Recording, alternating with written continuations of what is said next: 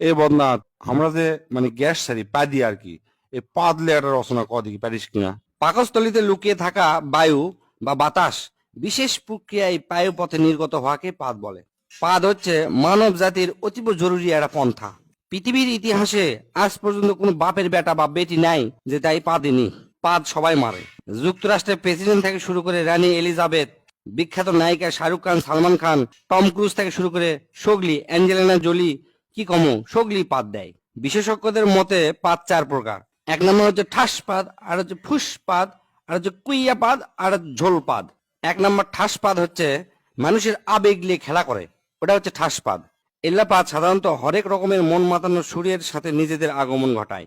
শব্দ দূষণের অভিযোগ পাওয়া গেলেও এই পাদ বেশিরভাগই বিনোদন দেয়।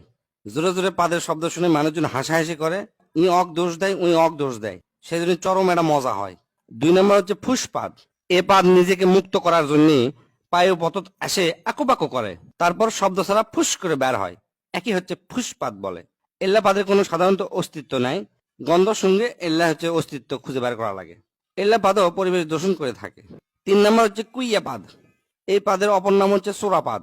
মেলাক্ষণ সময় পায়খানা আটকে থাকার পর যে পাদ বের হয় ও কি কয় হচ্ছে যে কুইয়া পাদ।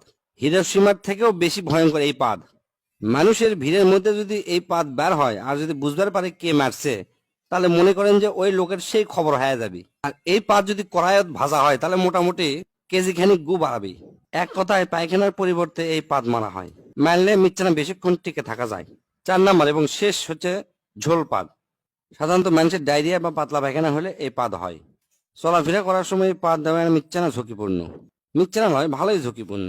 রিক্স নিয়ে পুক করে পাদ মারবেন, মনে হবে যে পাদি মারমো, কিন্তু তা নয়। পাদের সাথে ঝোল বের হয়া প্যান্ট ট্যান্ট সব হলুদ হয়ে যাবে। এই পাদের শব্দ সাধারণত ফ্যার ফ্যার ভ্যার ভ্যার। এক কথায় মানব জীবনে পাদের গুরুত্ব অপরিসীম। পাদ যদি মানুষ না দিবার পারল নি, তাহলে মানুষের পেটের মধ্যে মিথেন গ্যাস জমা হয়ে গেল নি, এক সময় মানুষ মহাশূন্যে উড়ে চলে গেল হয়নি। এই পাদের আরেকটা সমস্যা আছে, সেটা হচ্ছে কি, পাদ মারলেও বোঝা যায় না যে এর সাথে ঝোল বাড়ালো কিনা। মানুষকে আবার জিজ্ঞেস করা লাগে, আচ্ছা ভাই পাদের কি ঝোল হয়? তাই যদি কয় হ ঝোল হয়, তখন তাই মনে করবি আমি মনে হয় হাগিয়ে ফেলে দিছি। আবার মনে করেন যে হাঁটতে হাঁটতে চিন্তা করছেন যে পিছন দিকে ঠান্ডা লাগিচ্ছে বা প্যান্টটা ভিজে গেছে, তখন মনে করবেন যে এই পাদের থেকে ঝোল বাড়াছে।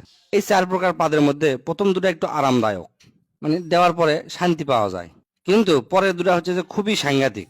তাই যাই যেটি থাকেন বুঝে শুনে পাতবেন। পাতলে পেট ক্লিয়ার হয়, পেটের গ্যাস বের হয়ে যায়, খুবই আরামদায়ক একটা জিনিস। আর চার নাম্বার হচ্ছে ঝোল পাত দেওয়ার আগেই ডাক্তারের সাথে যোগাযোগ করবেন, যেন ঝোল পাতটা না বের হয়। স্যার কেঙ্কা আছে? তুই তো আমাকে চোদ্দ মানে